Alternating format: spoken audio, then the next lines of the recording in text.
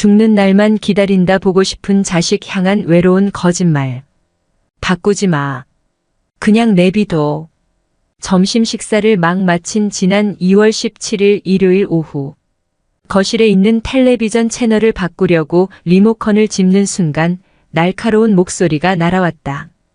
203호 입소자인 93살 정숙 희가명 할머니였다. 숙희 할머니, 오늘 전국 노래자랑 하는 날인데 보던 것만 보시지 말고 말을 마치기도 전에 할머니가 다시 버럭 소리쳤다. 됐다니까 그냥 둬. 요양원 거실 텔레비전은 1년 365일 채널 100번에만 맞춰져 있다. 채널 이름은 이벤트 TV. 유행 지난 트로트와 자연 다큐멘터리만 반복되는 채널이다. 그래서인지 이날도 노인 4~5명이 텔레비전 앞에서 졸다 깨달을 되풀이했다. 전국 노래자랑을 보자는 기자, 말에 잠시 활기를 찾는 듯 했던 거실은 숙희 할머니의 호통에 썰렁해졌다. 숙희 어르신은 꼭 100번 이벤트 TV만 보셔. 채널 바꾸면 큰일 나. 동료 요양보호사가 속삭였다.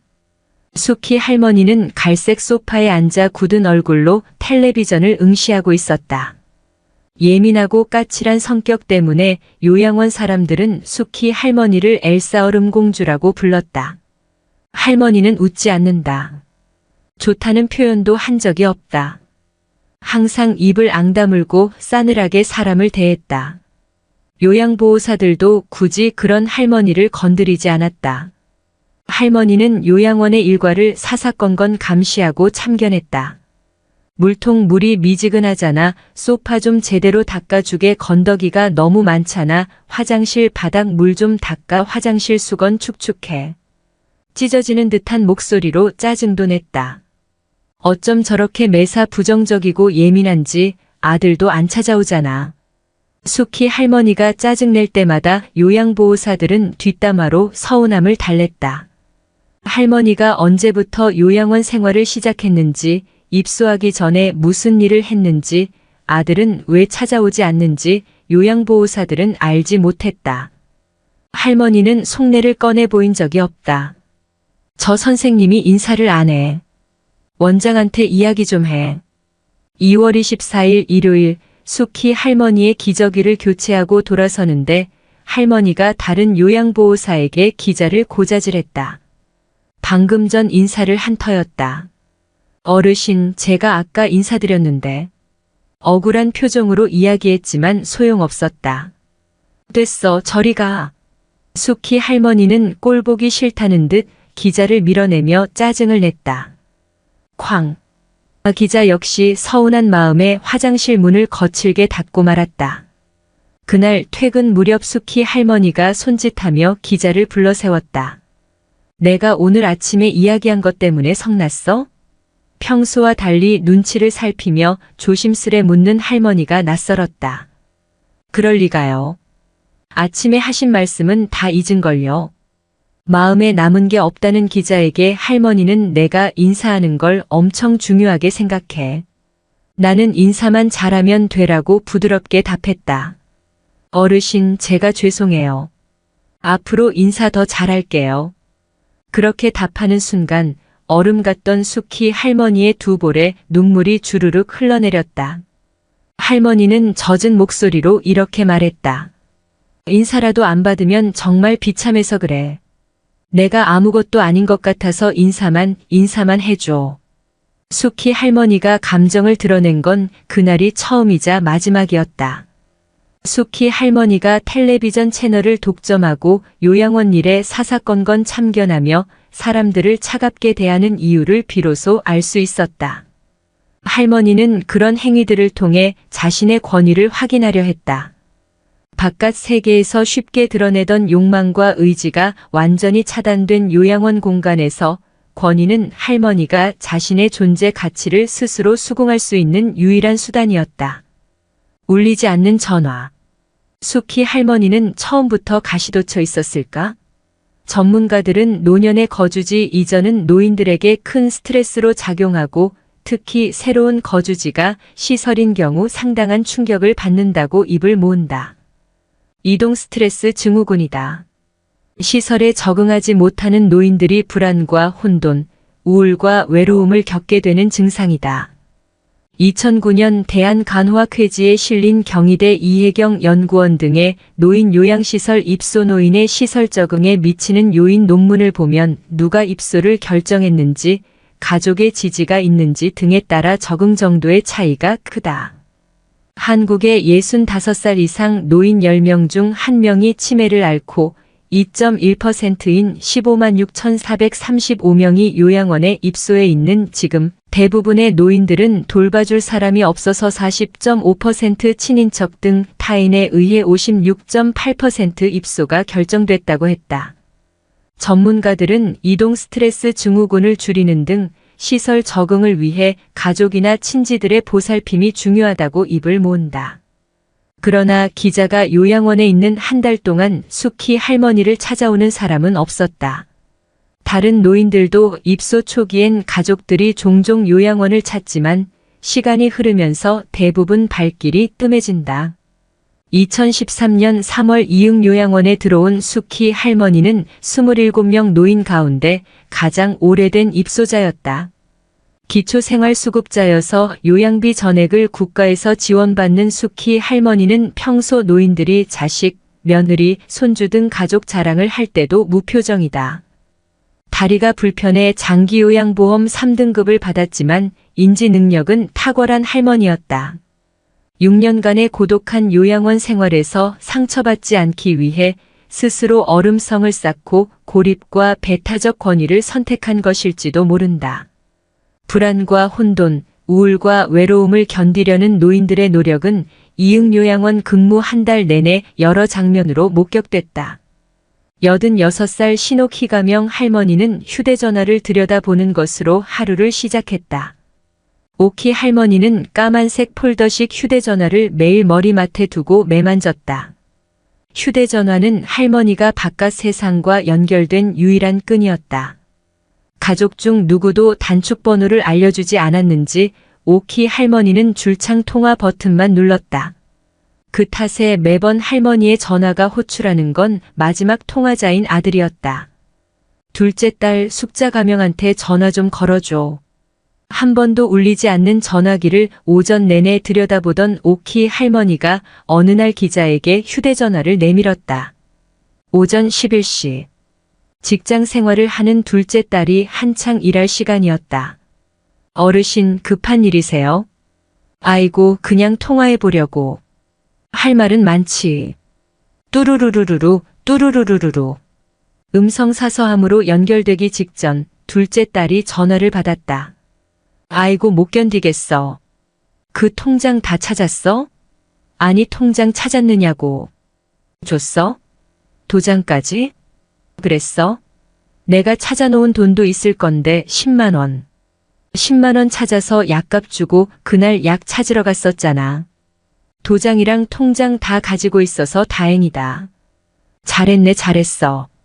다짜고짜 통장과 돈의 행방을 물으며 몇 번이나 같은 질문을 반복했지만 둘째 딸의 대화는 2분을 넘기지 못했다.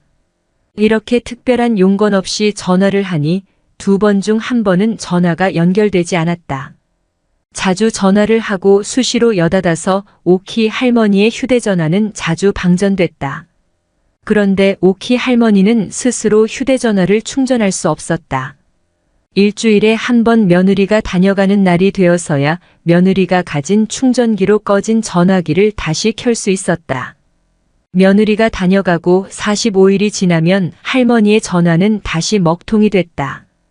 그러면 할머니의 불안 증세는 극심해졌다. 꺼진 전화를 연신 여닫고 충전을 해달라고 떼를 쓴다.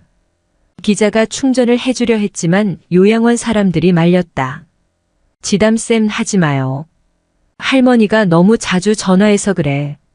가족들이 때가 되면 와서 충전해주니까 그냥 둬요. 27명의 요양원 입소자 가운데 휴대전화를 가지고 있는 이는 오키 할머니와 84살 최현실 가명 할머니 2사람밖에 없었다. 하지만 2사람의 전화는 울리는 일이 거의 없었다. 과거에 갇힌 노인들.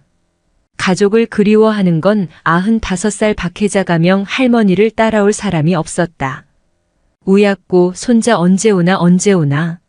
아들 안 왔지? 우약고.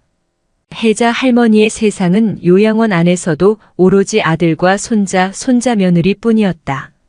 문제는 혜자 할머니가 더는 이들을 기억하지 못한다는 사실이다. 혜자 할머니는 치매가 심각했다. 그러면서도 보행기에 의지해 성치 않은 다리를 끌고 하루 종일 아들과 손자 며느리를 찾아 헤맸다. 할머니는 종종 아들이 찾아온 듯한 환청과 환각에 시달렸다. 그때마다 손자 며느리 역할은 기자의 몫이었다. 혜자 할머니는 하루에도 몇 번씩 기자의 얼굴을 쓰다듬고 뽀뽀를 했다. 혜자 할머니는 아낌없이 주는 나무 같은 사람이었다. 하루는 침대 절반을 기자에게 내어주었다. 그날도 혜자 할머니는 기자를 손자 며느리로 착각했다. 나는 손부인 줄도 모르고 우약고. 힘든데 여기 누워도 된다. 괜찮다. 내 안 더럽다. 내 귀찮게 안 할게. 여기가 우리 집이 아니라서 재워주진 못한다. 우리 집 가면 좋아할 긴데 죽을 수도 없고 집에 갈 수도 없고. 혜자 할머니는 간절했다. 말썽 부리지 않겠다며 엄마에게 매달리는 아이처럼 애원했다. 요양원 일이 산더미 같이 밀려 있어도 할머니를 두고 일어설 수가 없었다. 할머니가 내어준 절반의 침대에 잠시라도 누워 손자 며느리인 척 신용했다. 요양원 노인들에겐 개인 소유물이랄 게 없다. 물통과 칫솔, 속옷 정도다. 이런 노인들에게도 소중한 물건이 있었다. 가족 사진이다.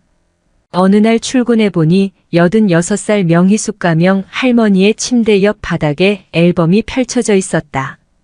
대부분의 노인들은 머리맡에 가족 사진 한 장이 전부였지만 희숙 할머니는 두꺼운 앨범 한 권을 통째로 들고 요양원에 들어왔다. 앨범은 늘 침대 옆 사물함 서랍 아래칸에 들어있었다. 할머니는 수시로 앨범을 넘겨보며 이런저런 말을 했다.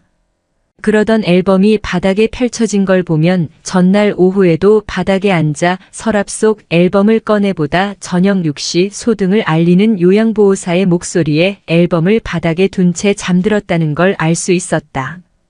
펼쳐진 앨범 양쪽에는 8개의 사진이 채워져 있었다. 5살 남짓한 딸과 젊은 희숙 할머니. 희숙 할머니와 팔짱을 끼고 수줍은 표정을 짓는 아들은 할머니를 보러 오는 막내 아들과 닮았다. 여행지에서 찍은 것으로 보이는 할머니의 사진은 자주 꺼내본 탓인지 비닐 안에 거꾸로 놓여 있었다. 꿈속에서 가족을 만났을까? 곤히 잠든 할머니는 자면서도 옅은 미소를 짓고 있었다.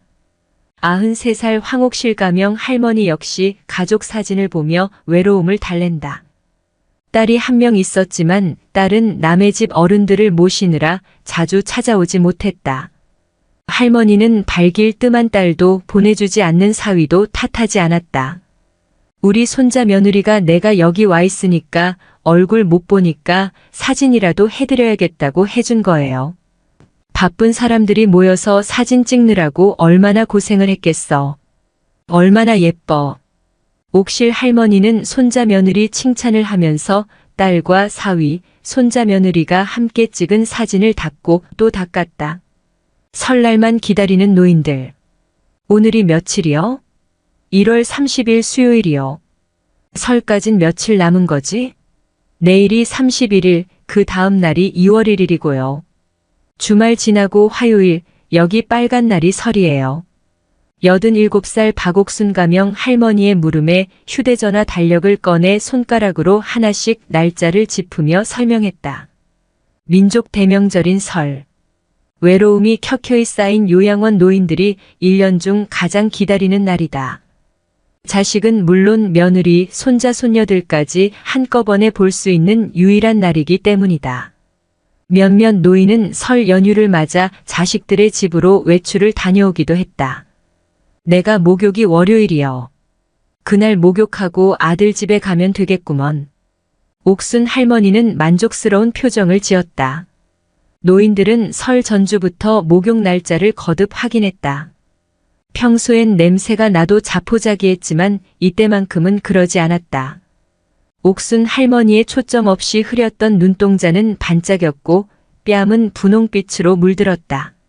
아들 5을 둔 옥순 할머니는 설 당일 아들 집으로 가 하룻밤 자고 온다고 했다. 입소 전 5 며느리가 23년씩 돌아가며 옥순 할머니를 모셨듯 명절에 할머니가 머물 집도 순번제로 정해진다고 했다. 구정 때 가면 그날 저녁 자고 다음날 아침에 여기 올 거야. 하루만 자야지. 지들 처갓집 장가가고 다 했는디 내가 가서 오래 있으면 뭐해. 며느리도 자기 집에 가야지. 옥순 할머니는 요양원에서 유일하게 자신의 의지로 입소한 노인이었다. 친구 아들의 손을 잡고 요양원 계약을 하고 온 날 아들들은 불효자로 만들지 말라며 길길이 뛰었다고 했다. 가족 관계가 그렇게 양호한 옥순 할머니의 외출도 설 당일부터 다음날 아침까지 1박 2일 뿐이었다. 그럼에도 옥순 할머니는 며느리에게 짐이 될까 마음 졸였다. 옥순 할머니와 같은 방을 쓰는 88살 김순자 가명 할머니도 모처럼 아들 집에 갈 생각에 설레는 마음을 주체하지 못했다. 자식들이 데리러 와. 명절인데 그래도 내가 어머니인데 안 오겠어? 대명절인데. 딸이랑 사위랑 다 나보러 오지. 순자 할머니는 들뜬 목소리로 말하다가 이내 표정이 다시 어두워졌다.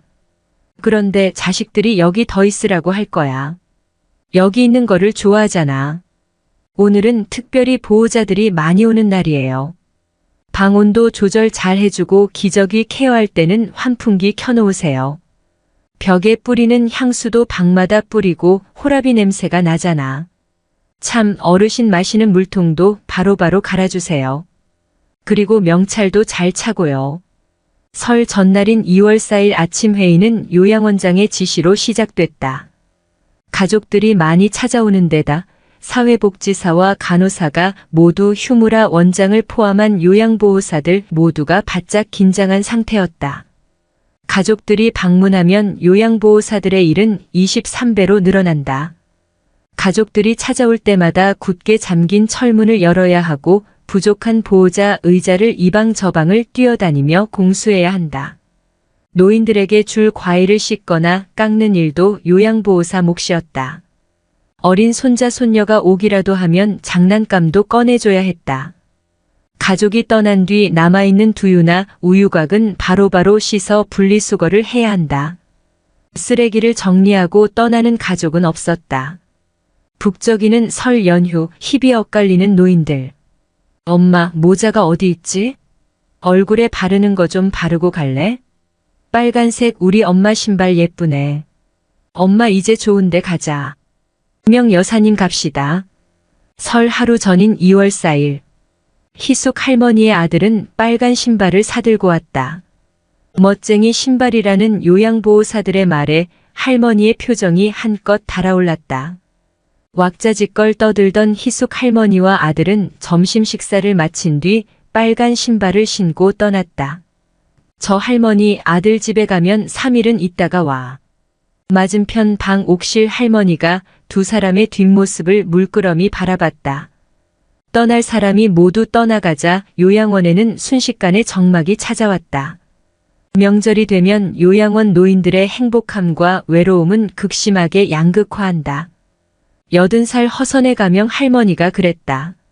선의 할머니는 같은 반인 84살 최남준 가명 할머니 가족을 피해 거실로 나와 앉았다. 아들과 딸, 며느리와 손자, 손녀까지 10명이 넘는 대가족이 찾아온 남준 할머니 가족은 침대에 빙 둘러앉아 이야기를 나누는 중이었다. 옆방 보호자 의자까지 빌려왔다. 평소에는 온종일 꼼짝 않고 누워있는 남준 할머니는 어느 때보다 활기찼다. 머리가 흔들린다. 여기저기가 다 아프다. 아이처럼 가족들에게 어리광을 부렸다. 선의 할머니가 피해 나온 거실은 한기가 느껴질 정도로 서늘했다. 누가 날 좀 데리러 올 줄 알았는데 안 데리러 오네. 외국에서 공부시켜봤자 소용없어. 아들이 미국에 있다는 선의 할머니는 혹시 아들이 올지도 모른다는 기대가 실망으로 변하자 속상한 마음을 털어놨다. 그럼에도 마지막까지 기대를 접지 못했다. 띠리링 현관에서 벨이 울릴 때면 선의 할머니는 혹시나 싶어 현관 쪽으로 고개를 빼꼼히 내밀었다. 자녀들의 성별도 요양원 노인들의 설 풍경을 갈라놓았다. 아들을 둔 노인들은 가족이 방문하거나 외출을 다녀왔지만 딸을 둔 노인들은 방문을 기대조차 하지 않았다.